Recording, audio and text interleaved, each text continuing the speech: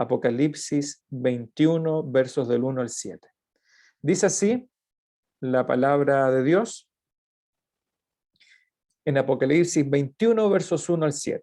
Dice así el apóstol Juan, ya el anciano Juan, escribiendo este último libro. Vi un cielo nuevo y una tierra nueva, porque el primer cielo y la primera tierra pasaron, y el mar ya no existía más. Y yo, Juan, vi la santa ciudad, la nueva Jerusalén, descender del cielo de Dios, dispuesta como una esposa ataviada para su marido. Versículo 3. Y oí una gran voz del cielo que decía: He aquí el tabernáculo de Dios con los hombres, y él, Dios, morará con ellos, y ellos serán su pueblo. Y Dios mismo estará con ellos como su Dios. Versículos 4 al 7 ahora. Enjugará Dios toda lágrima de los ojos de ellos. ¿De quiénes? De su pueblo. Ya no habrá muerte, ni habrá más llanto, ni clamor, ni dolor. ¿Por qué? Porque las primeras cosas pasaron. Y el que estaba sentado en el trono dijo: He aquí, yo hago nuevas todas las cosas. Y me dijo: Escribe, porque estas palabras son fieles y verdaderas. Y me dijo: Hecho está. Yo soy el Alfa y el Omega, el principio y el fin. Al que tuviere sed, yo le daré gratuitamente de la fuente del agua de la vida. El que venciere heredará todas las cosas, y yo seré su Dios, y él será mi hijo. El libro de Éxodo, que hemos venido estudiando desde el mes de febrero, ya de los primeros jueves de febrero, y yo les he querido presentar, queridos hermanos y hermanas, un estudio panorámico, es decir, no es un estudio ni capítulo por capítulo, ni versículo por versículo, sino una vista panorámica de estos 40 capítulos del libro de Éxodo. Aunque es panorámico, igual ha sido extenso porque es un gran libro. Como les dije en algún momento, es un libro fundacional junto con el de Génesis. Por lo tanto, aunque sea un estudio panorámico, no puede ser breve ni tan resumido como quisiéramos. En el libro de Éxodo, Dios se revela a Moisés y a su pueblo con un nombre personal, un nombre trascendente, eterno, pero también personal para Moisés y para su pueblo escogido, que era su gran tesoro. Y este nombre es Yo Soy, que ya hemos comentado, ya hemos explicado y enseñado en los estudios anteriores. Y es innegable que podemos descubrir aquí en el libro de Éxodo 5 puntos o 5 conceptos que se manifiestan claramente al estudiar y al leer estos 40 capítulos de Éxodo. Y estos 5 puntos, que son prácticamente progresivos o cronológicos, es decir, que van surgiendo en la medida que vamos leyendo Éxodo, son estos 5 puntos: salvación, provisión, legislación, instrucción y sumisión. Estos 5 conceptos o aspectos hay que personalizarlos en la persona del gran Yo Soy. Así que es evidente que en los primeros capítulos Dios obra salvación para su pueblo de Israel, que estaba en la esclavitud bajo el yugo de Faraón. Así que cuando hablamos de salvación en Éxodo, lo que estamos diciendo y confesando es que Dios, el gran Yo Soy, es el gran Salvador. Una vez que Dios salvó a su pueblo, es decir, que lo rescató y lo redimió de la esclavitud, Él hace provisión para su pueblo. Lo que queremos descubrir y hemos descubierto acá es que Dios es el gran proveedor para el pueblo de Israel. Después que Él ha salvado y que Él ha provisto y seguirá proveyendo a su pueblo durante siglos, Él en el capítulo 20, 19, pero específicamente 20 de Éxodo, después de haberlo salvado, política y terrenalmente, después de proveerles en este peregrinar de 40 años en el desierto, en el capítulo 20 el Señor comienza a legislar Es decir, el Señor comienza a proveer una serie de leyes y de mandamientos que están representados por el Decálogo o los 10 mandamientos. ¿Qué es lo que descubrimos acá? Que Dios es el gran legislador para su pueblo. Es decir, Dios instituye leyes y mandamientos para producir, para enmarcar la vida espiritual, la vida ceremonial, incluso la vida política, la vida civil y la vida de salud de su pueblo. Los últimos 2 mensajes que tuvimos fue el concepto de la instrucción. Es decir, Dios, el gran yo soy, no solamente entrega mandatos, estatutos, una legislación a su pueblo para gobernarles, para protegerles también, sino que da una serie de instrucciones respecto a muchos aspectos de la vida del pueblo. Pero específicamente en Éxodo nos encontramos con una serie de instrucciones para que Moisés prepare, construya, edifique un tabernáculo, que es una especie de templo portátil, una tienda que debía servir para el encuentro entre el Dios que es el yo soy y su pueblo, de manera ceremonial, sacrificial y religiosa. ¿Qué encontramos acá? Que Dios es el gran instructor de su pueblo y para su pueblo. Ahora, cada uno de estos 4 aspectos, salvación, provisión, legislación e instrucción, no solamente Dios es el gran salvador de Israel, el gran proveedor, legislador e instructor de este pueblo del antiguo pacto. También hicimos la aplicación y la interpretación que Dios sigue siendo el salvador, el proveedor, legislador e instructor de nosotros, la iglesia, que es el especial tesoro de Dios en el nuevo pacto.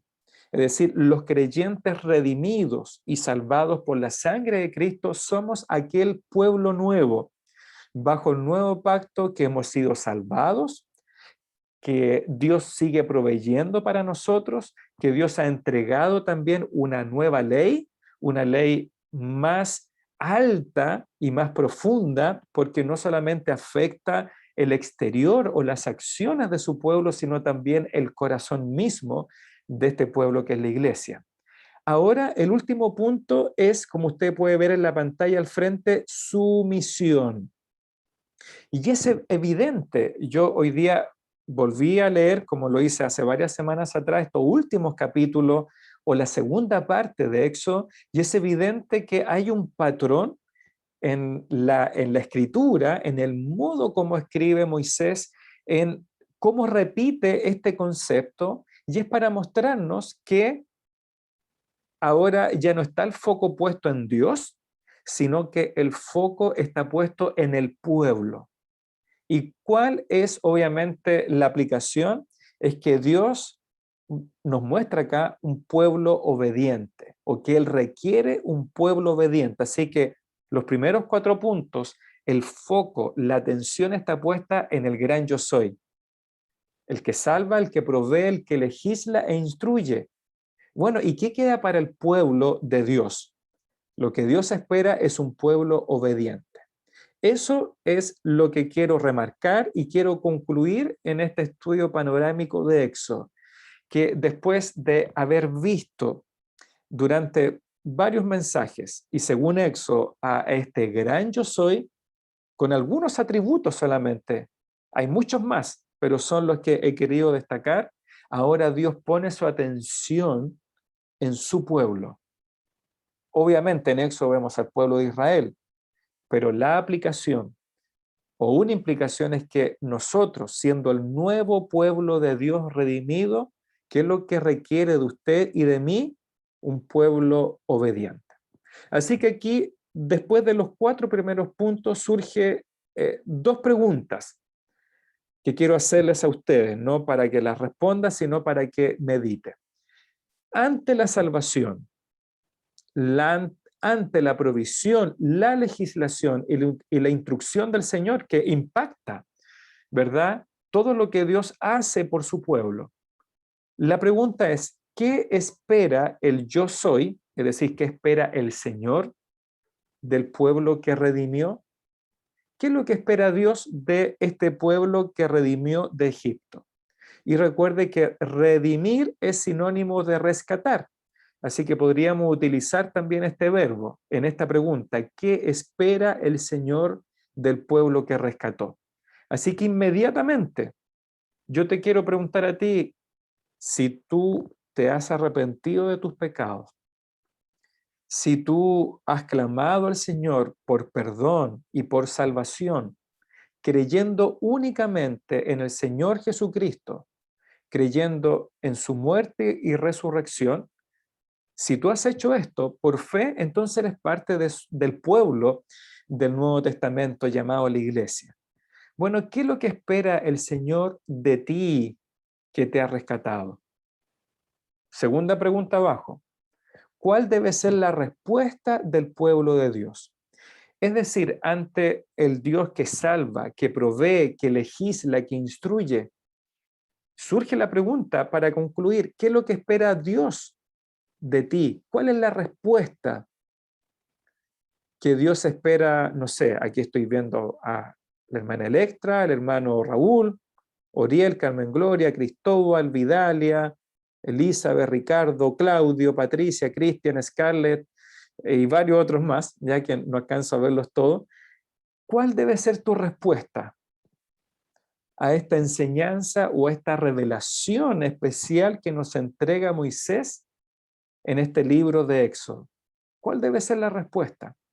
Bueno, y la respuesta no es intuitiva ni es emocional. La respuesta la encontramos en este último punto del libro de Éxodo, sumisión. Sumisión.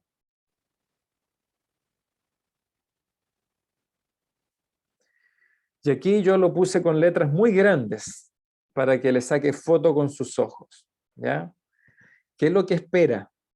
¿Cuál es la respuesta tuya y mía? ¿Qué es lo que demanda Dios del pueblo que rescató? Sumisión,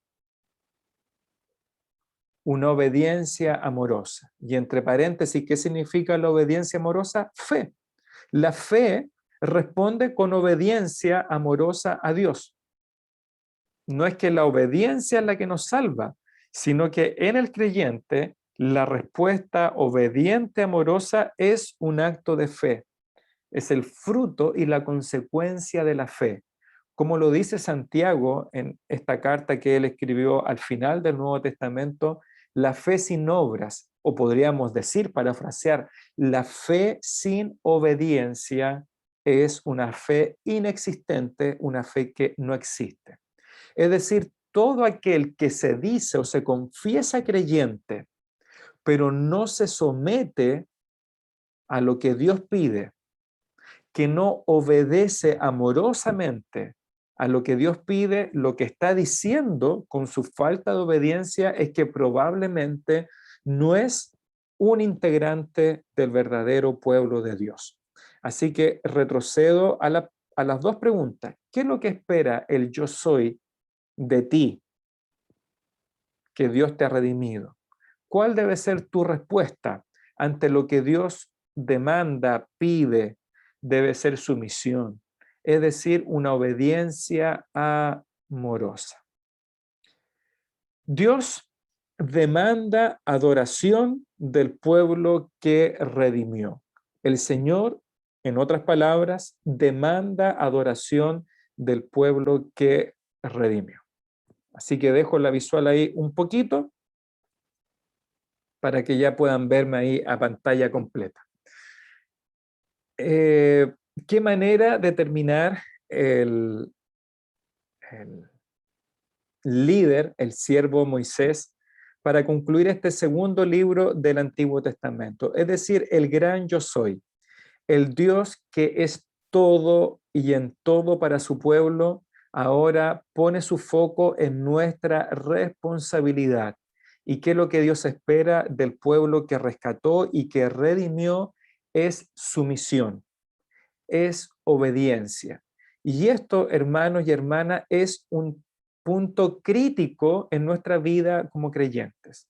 Hoy día son muchos los que se dicen ser creyentes, los que se confiesan creyentes, incluso puede ser también en nuestro mismo entorno, en nuestra misma iglesia local, pero la característica de un verdadero creyente por naturaleza, por fruto espiritual, es un hombre o una mujer que se somete, que se subordina a este Dios que salva, que provee, que legisla, que instruye. El creyente verdadero es un hombre y una mujer que obedecen amorosamente a lo que Dios exige y demanda. ¿Por qué? Yo sé que en estos tiempos de relativismo, en estos tiempos de posmodernidad, como se le llama, donde cada uno hace lo que bien le parece, muy parecido al tiempo en que gobernaban los jueces, es decir, todos y cada uno pretende ser su propio Dios, su propio dueño, su propio gobernador. Los hombres hoy día quieren ser autónomos, es decir, que la ley venga de ellos mismos, eso significa autónomo. La palabra griega para ley es nomo, nomios, nomia y todas sus derivaciones. Y por eso viene la palabra en castellano autónomo, es decir, la ley viene de mí mismo, del propio hombre. Y eso es lo que pasa aún en el mundo cristiano. Es decir, los creyentes, entre comillas, queremos ser autónomos, queremos nosotros gobernarnos, nosotros incluso subordinar a Dios bajo nuestros pies. Es decir, que Dios sea nuestro títere, que Él responda a todo lo que yo quiero, que Dios haga todo lo que yo quiero.